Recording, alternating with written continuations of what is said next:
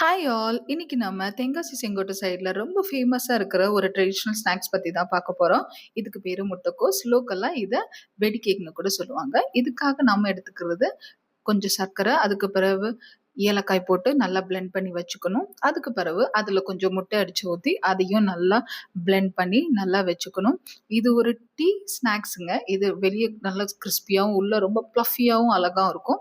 So, இதுக்கு பிறகு இந்த பவுல்ல எடுத்து இந்த மிக்ஸ்சர போர் பண்ணி, அதில கொஞ்சம் பால், அதுக்கு பிறகு கொஞ்சம் ஈனோ, இதுக்கு பதிலா நீங்க ஒரு பேக்கிங் சோடா கூட எடுத்துக்கலாம். நான் ஈனோ எடுத்திருக்கேன். அத நல்லா இப்போ பிளெண்ட் பண்ணி எடுத்துக்கணும். பிளெண்ட் பண்ணணும். இதுல லம்ப்ஸ் இல்லாம நல்லா பிளெண்ட் பண்ணி எடுத்துட்டு, அதுக்கு பிறகு மைதா, மைதா கொஞ்சம் போட்டுக்கோங்க. அதுக்கு பிறகு கொஞ்சம் ரவை 2 டீஸ்பூன் ரவை எடுத்திருக்கேன். கொஞ்சம் கிரிஸ்பினஸ் வரதுக்கு.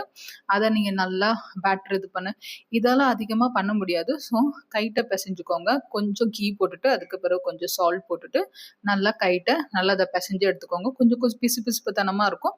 பட் ஆஃப்டர் 20 மினிட்ஸ் இது கொஞ்சம் நல்லாவே ஆயிடும். 20 மினிட்ஸ்க்கு பிறகு நம்ம கடாயில எண்ணெய ஊத்தி, எண்ணெய நல்லா சூடாகட்டும். மீடியம் ஃப்ளேம்லயே வச்சுக்கோங்க. அதுக்கு பிறகு மாவ பாருங்க 20 மினிட்ஸ் கழிச்சு. அந்த மாவு வந்து இந்த கன்சிஸ்டன்சில இருக்கணும். உங்க கையில ஒட்டக்கூடாது. ஸோ கையில கொஞ்சம் எண்ணெயோ இல்ல நெய்யோ எடுத்துட்டு கொஞ்சம் சின்ன பால் போட்டு பாருங்க. அது நல்லா சூடாகி வந்ததுன்னா, அதுக்கு பிறகு பெரிய பெரிய பவுல்ஸா நல்லா இப்படி போட்டுக்கோங்க. இந்த சைஸ்ல நல்லா உருட்டி ஒரு 8 டூ 9 பால்ஸ் அப்படி போட்டுக்கோங்க. நான் அப்படிதான் போட்டேன் ஃபர்ஸ்ட் டைம்லயே. ஸோ இத நல்லா போட்ட பிறகு அந்த அன்னைக்குல நல்லா அது பொரிஞ்சு வரும். அத மீடியம் ஃப்ளேம்ல வச்சு இது பண்ணுங்க. இந்த முட்டைக்கோஸ் எங்க ஊர்லலாம் டீ கூட நல்லா சாப்பிடுவாங்க. அதுவும் இந்த மழை நேரத்துல அப்பா! அதெல்லாம் நாங்க சின்ன பிள்ளையில எங்க அப்பாலாம் எங்களுக்கு அ இது டீக்குன்னே நான் ஃபர்ஸ்ட் டைம் எங்க ஊர்ல தான் சாப்பிட்டேன். அவ்ளோ ஸ்வீட்டா, அவ்ளோ அழகா இருக்குங்க.